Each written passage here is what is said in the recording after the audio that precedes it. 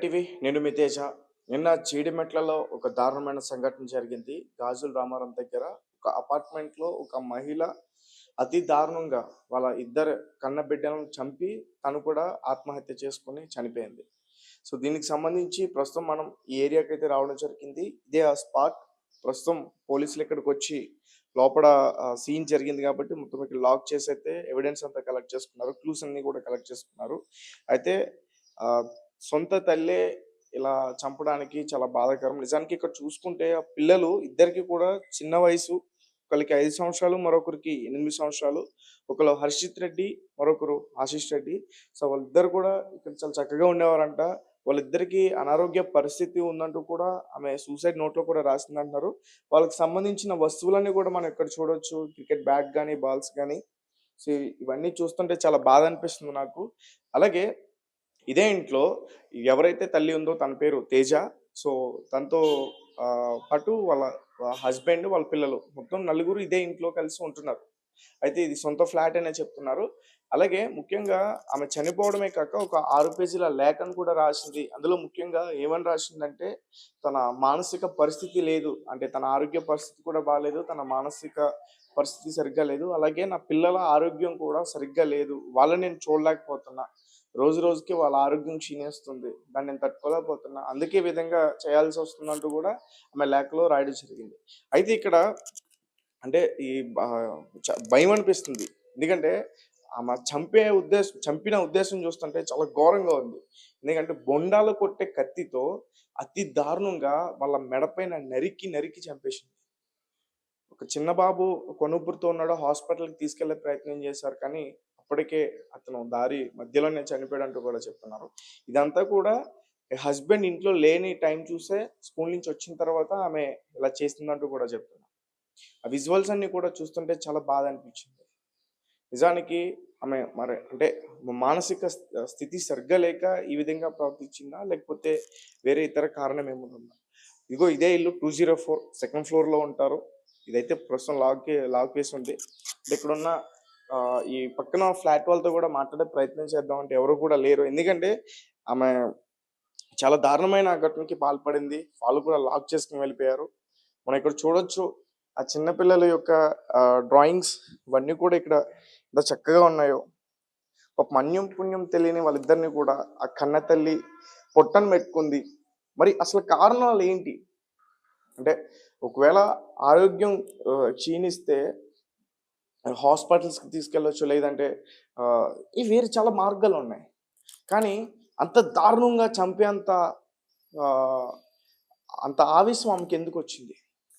So, చాలామంది గూడా నిన్నటి నుంచి భయపడుతున్నారు. ఆమె చంపిన విధానం చూస్తుంటే ఇద్దరిని మెడ పైన దారుణంగా నరికింది. దాని తర్వాత ఇక్కడి నుంచి సిక్స్త్ ఫ్లోర్‌కెళ్ళి ఇదే అపార్ట్‌మెంట్‌లో పైనుంచి కిందకి దూకి సూసైడ్ చేసుకుందనంటూ కూడా చెప్తుంది. ఇక్కడ కొంతమంది చూసిన వాళ్ళు చెప్పే ప్రయత్నం చేశారు. ఆమె సిక్స్త్ ఫ్లోర్ నుంచి సూసైడ్ చేసుకొని కింద పడిపోయింది. సో, ఆమె బాడీని కూడా చూస్తే చాలా భయమనిపిస్తుంది. ఆమె కూడా స్పాట్‌లోనే ఇక్కడ చనిపోయింది. మరి ఎందుకు ఇదంతా చేసిందామె? కారణాలేమున్నాయి? ఒక పక్క వాళ్ళ హస్బెండ్‌తో కూడా గత కొన్నాళ్ళ నుంచి కూడా గొడవలున్నాయంటూ కూడా చెప్తున్నారు. ఎవరు కూడా పూర్తిగా మనకి సమాచారం అందించే ప్రయత్నం చేయట్లేదు. ఈ సిట్యుయేషన్ గురించి మాత్రమే చెప్తున్నారు. ఇక్కడ కొంతమందిని ఇదివరకు ఆమె తిట్టేదంట చాలా మందిని. ఆమె మానసిక స్థితి సరిగ్గా లేకపోవడం. సో, చాలా మందిని దుర్భాషలాడి తిట్టేదంట. ఊరికనే తిట్టేదంట. లేదంటే ఎవరైనా చిన్న పిల్లల్ని కనిపిస్తే కొట్టేదని కూడా చెప్తున్నారు. సో, ఇదే క్రమంలో మెల్లమెల్లగా ఆమె రికవర్ అవుతుందనుకున్నారు. తర్వాత మంచిగా ప్రవర్తించేదంట. చక్కగా మాట్లాడేది. కానీ ఇలాంటి ఘటనకు పాల్పడతదని మాత్రం ఎవరు ఊహించరు. ప్రస్తుతం వాళ్ళ తండ్రి మార్చురీ దగ్గరైతే ఉన్నారు. మొత్తం ముగ్గురు యొక్క మృతదేహాలు పోస్ట్‌మార్టం జరుగుతున్నాయి.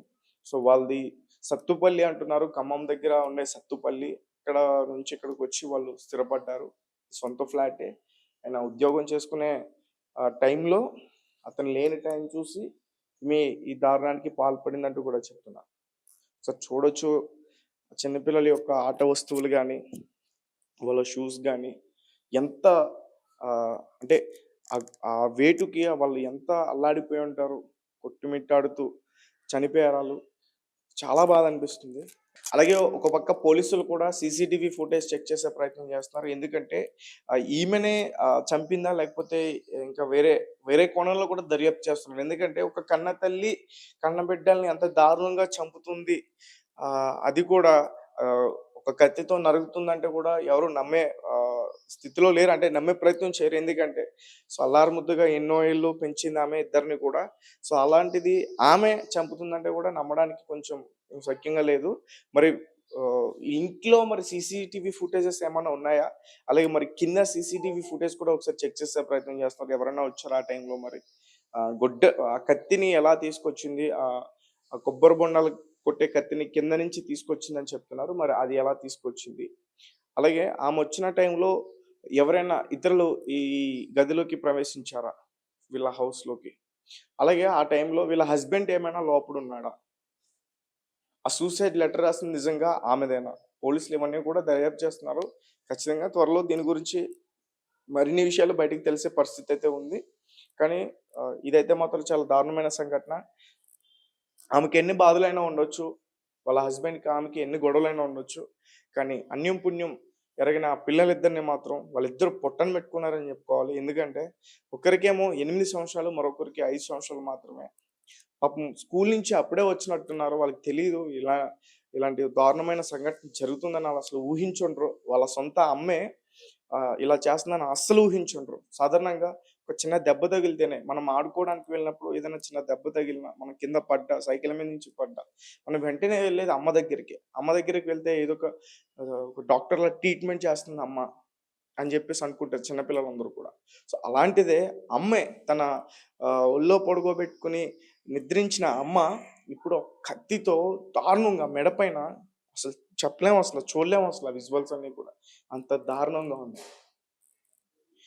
ఇద్దరిని కూడా దారుణంగా చంపేసింది. వాళ్ళిద్దరిని ఆహ్, ఆ నెత్తి మీద గాని, ఆ మెడ మీద గాని వెంటనే కత్తి పోట్లు వేసి వెంటనే ఇక్కడి నుంచి కూడా పైకెళ్ళిందని చెప్తున్నారు సిక్స్త్ ఫ్లోర్‌కి. సిక్స్త్ ఫ్లోర్‌కి వెళ్ళి అక్కడి నుంచి కిందకి దూకేసిందామె. దూకేసి చనిపోయిందంటూ కూడా చెప్తున్నారు. అలాగే ఆ చిన్న బాబు కొంచెం ఊపిరితో ఉన్నాడు. హాస్పిటల్ తీసుకెళ్ళే ప్రయత్నం చేశారు గానీ, దారి మధ్యలోనే అతను కూడా చనిపోయాడని చెప్తున్నారు. అసలా చూస్తే చాలా భయ బ భయమనిపిస్తుంది. ఎందుకంటే, ఆమె మానసిక స్థితి సరిగ్గా లేనప్పుడు కూడా చిన్న పిల్లల్ని ఆమె దగ్గర పెట్టుకోకపోవడమే మంచిదనిపిస్తుంది నాకైతే. ఒకవేళ అలా చేసుంటే ఈరోజు ఆ ఇద్దరు చిన్నారులు కూడా బ్రతికే పరిస్థితే ఖచ్చితంగా ఉంటుంది. కానీ చాలా లేట్ చేశారు. ఇందులో వాళ్ళ హస్బెండ్ యొక్క నిర్లక్ష్యం కూడా పూర్తిగా కనిపిస్తుందని చెప్తుంది. అలాగే ఇంతకుముందు కూడా ఇక్కడ కొన్ని సూసైడ్ అటెంప్ట్స్ జరిగాయంటూ కూడా చెప్తున్నారు. అండ్ ఈ పక్క అపార్ట్మెంట్‌లోనే ఇంతకుముందు ఏదో ఒక మర్డర్ జరిగింది. అవన్నీ కూడా ఆమె మైండ్‌లో పెట్టుకొని చూసి తను కూడా ఇట్లానే చేసి చనిపోవాలని నిర్ణయం తీసుకున్నట్టు కూడా చెప్తున్నారు. సూసైడ్ లేఖలో మాత్రం ఆమె నా మానసిక పరిస్థితి సరిగ్గా లేదు. ఆమె చెప్తుంది. నా నా ఆరోగ్య పరిస్థితి సరిగ్గా లేదు. నా మైండ్ సెట్ సరిగ్గా లేదు ఆమెకు తెలుసు. ఆమెకు అర్థమవుతుంది. అలాగే ఒక పక్క వాళ్ళిద్దరి పిల్లలకి కూడా ఆరోగ్యం పరిస్థితి సరిగ్గా లేదంటూ కూడా చెప్తుంది. మరి నిజానికి వాళ్ళిద్దరి ఆరోగ్య పరిస్థితి బాలేదా? మరి వాళ్ళు ఏ వ్యాధితో బాధపడుతున్నారు? అలాగే ఈ సిట్యుయేషన్ జరుగుతున్నప్పుడు ఆళ్ళ హస్బెండ్ ఎక్కడున్నారు? అసలు ఆళ్ళ హస్బెండ్‌తో ఆమెకేం గొడవలున్నాయి? ఆ హస్బెండ్ ఎవరైనా వేరే వాళ్ళతో రిలేషన్ పెట్టుకున్నాడా? అందుకని ఈ రకంగా ప్రవర్తించిందా? ఎందుకంటే చిన్న చిన్న ఆరోగ్య సమస్యలకి స్కూలుకి వెళ్ళే ఆ పిల్లల్ని ఆ తల్లి అంత దారుణంగా చంపడానికి బలమైన కారణాలైతే మాత్రం కనిపించట్లేదు.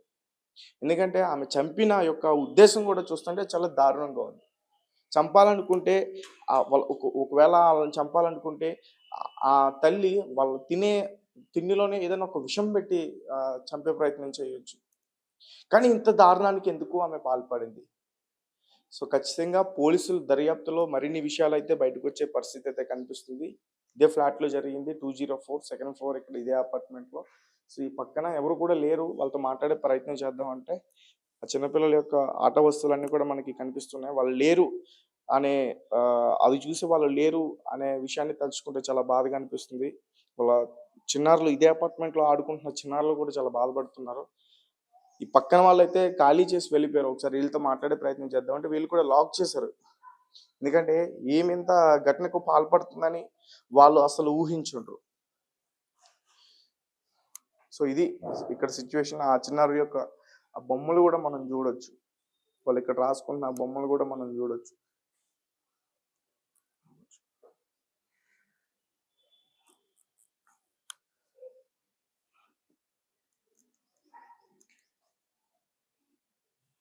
ఒకసారి మనం ఎక్కడైతే ఆ ఘటనకు పాల్పడిన స్పాట్ కూడా మనం చూడొచ్చు.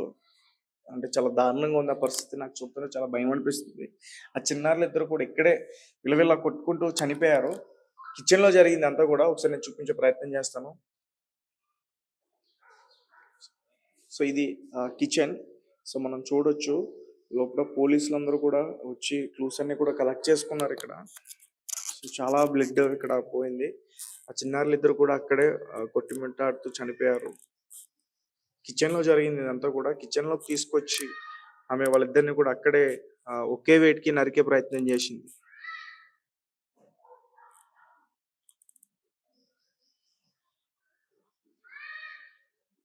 ఆ బ్లడ్ మొత్తం గూడా చాలా ఎత్తున పోయి ఆ స్పాట్‌లోనే చనిపోయాడు పెద్ద బాబు.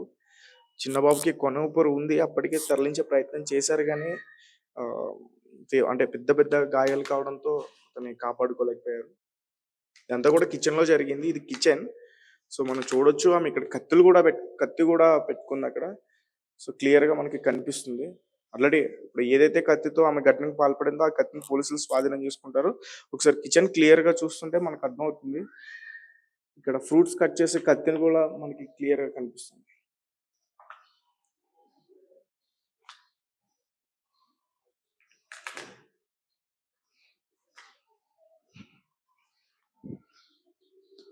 రైట్. తర్వాత మనకి క్లియర్‌గా అక్కడ చూడొచ్చు. అంటే కొన్ని డౌట్స్ అయితే ఉన్నాయి మనకి. అంటే నిజానికి ఆ కన్నతల్లే చేసిందా? కన్నతల్లి ఇలా చేసున్నదిలే. వేరే కోణంలో దర్యాప్తు పోలీసులు చేస్తున్నప్పుడు కొన్ని డౌట్స్ ఉండొచ్చు. కానీ మనకి క్లియర్‌గా అక్కడ కనిపిస్తున్నాయి. ఆమె వాళ్ళని చంపిన తర్వాత అక్కడి నుంచి కదిలిన ఫుట్ ప్రింట్స్ ఆ బ్లడ్ మీద అడిగేసి మరొక ప్లేస్‌లో వేసిన ఆ ప్రింట్స్ అన్నీ కూడా క్లియర్‌గా కనిపిస్తున్నాయి. సో, ఖచ్చితంగా ఈ ఘటనకి ఆమె పడే చేసే ఉంటది ఖచ్చితంగా. ఆమె చంపేసుంటది. ఆ బ్లడ్ మార్క్స్ అన్నీ గూడా ఈ కిచెన్ మొత్తం గూడా అంటుకున్నాయి. ఆ ప్లేట్స్ మీద గాని, ఆ పక్కన ఆ మెస్ మీద గాని, మొత్తం గూడా ఫ్రిడ్జ్ మీద గాని, మొత్తం గూడా క్లియర్‌గా కనిపిస్తున్నాయి. ఏదేమైనప్పటికీ ఒక తల్లి, కన్న తల్లి ఇలాంటి దారుణానికి పాల్పడడం చాలా బాధాకరం. ఒకవేళ ఆమెకు శిక్ష చేద్దామన్నా ఆమె కూడా బతికలేదు. సో, అలాగే వాళ్ళ ఫాదర్ మరి ప్రెజెంట్ ఈళ్ళింట్లో వాళ్ళ ఫాదరే ఉన్నారు. మరి కేస్‌ని పోలీసులు ఏ విధంగా ముందుకు తీసుకెళ్తారో, ఎలాంటి కోణాల్లో దర్యాప్తు చేస్తారనేది మాత్రం మనం వేచి చూడాలి. Thank you for watching. Thank you so much.